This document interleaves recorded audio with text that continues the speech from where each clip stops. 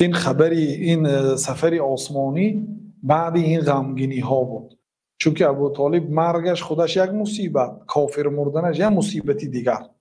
پیامبر صلی الله علیه و استغفار می‌کنه یا الله تعالی ابو طالب مغفرت کن، ابو طالب گناهش بخش.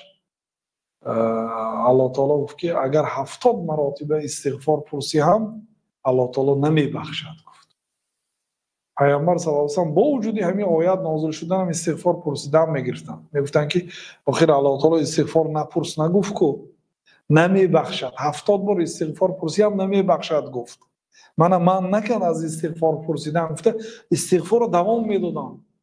در حق ابو طالب دعا میکردن که الله گناه ابو طالب بخش.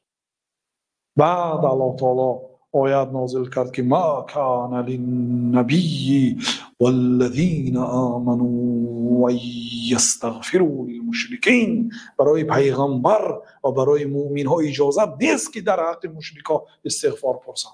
انا آیت ممنوع آمد، الله تعالی حرام کرد، بعد بازی